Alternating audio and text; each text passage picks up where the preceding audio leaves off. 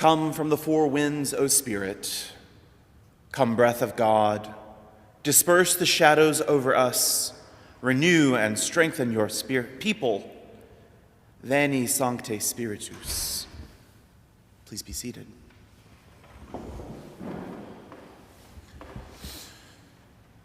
Today's gospel passage, like the last few weeks, is from Jesus' farewell discourse in John.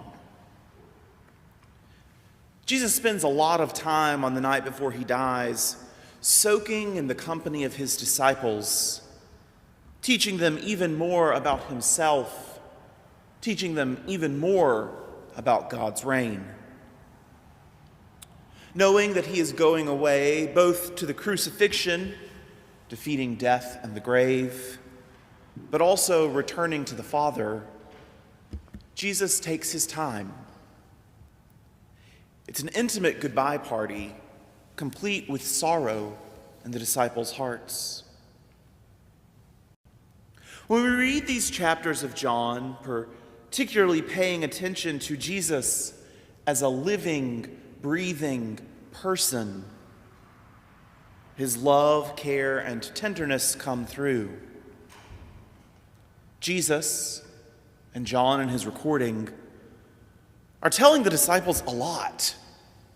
There is teaching to be done, but they're all together, abiding in the love through whom all things were made. This happens in the context where Jesus knew he was going to die and wanted to show his love to those he loved, those who had come to love him. It's been almost a year since George Floyd was killed. Mr. Floyd didn't get to have a goodbye party. He didn't, like Jesus, give his life voluntarily for the redemption of the world. Even so, his death jump-started conversations that had been happening for 5 years for some of us, our whole lives for others.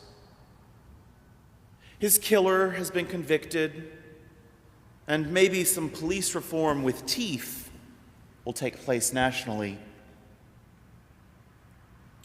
From George Floyd's death, the church has been called to keep having our own tough conversations.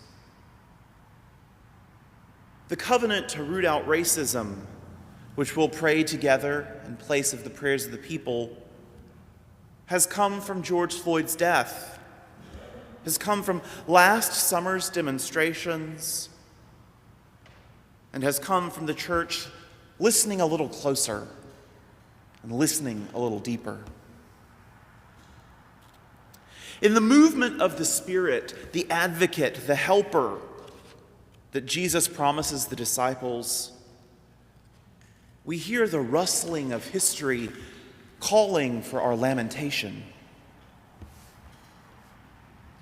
We lament the places in which we have been spectators and participants in the public and private lynching of people of African descent.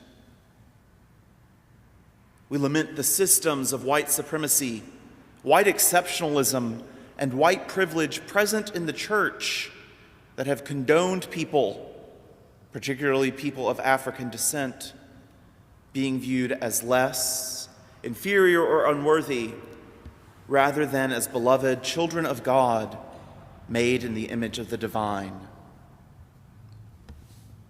We lament the resounding silence and the crippling fear that often infects the church in matters of racial reconciliation and social justice.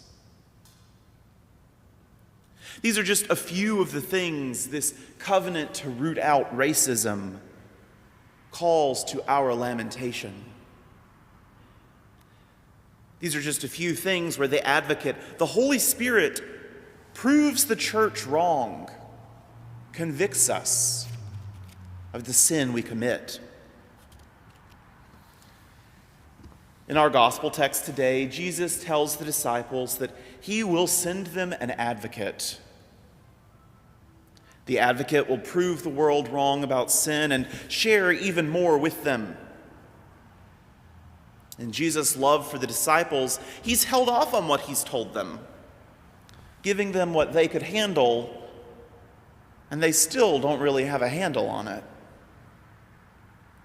The one who comes after Jesus, the Spirit of truth, will share even more with them and guide them into all truth.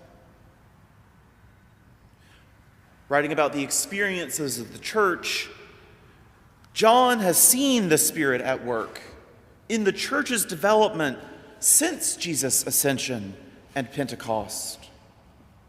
John has seen the Spirit of truth in action from its arrival at Pentecost to its guiding Paul's writing, to it helping the church through its early struggles.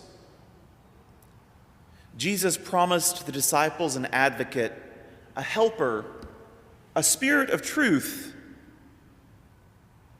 and that Spirit has come. That's what we celebrate and remember today. The advocate has come, and Jesus has not left us to our own devices. As the Spirit speaks in new voices, voices that we've ignored or chosen not to elevate, voices that are demanding to be heard, the Spirit is leading us into all truth. As we lament our shortcomings in a few moments and promise ways to do better, we won't be doing so on our own. Jesus promised the disciples an advocate, a helper, a Spirit of truth, and that Spirit has come.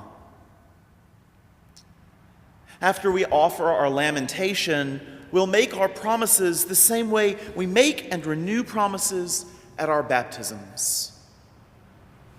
I will, with God's help.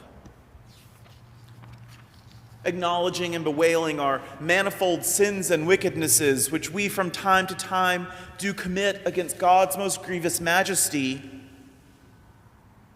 as the fire of the Spirit burns off historical collective sin, and new voices of the Spirit rush through our ears like a mighty wind, we're not left alone. Our job is not to be good Christians who seek to right the wrongs of the world through our willpower or our best intentions. We promise to do better with God's help. Jesus promised the disciples an advocate, a helper, a Spirit of truth, and that Spirit has come to help us. Are we willing to ask God for help? Are we willing to let that advocate lead us into all truth? On all who put their trust in you and receive you in faith, shower all your gifts. Grant that they may grow in you and persevere to the end. Give them lasting joy.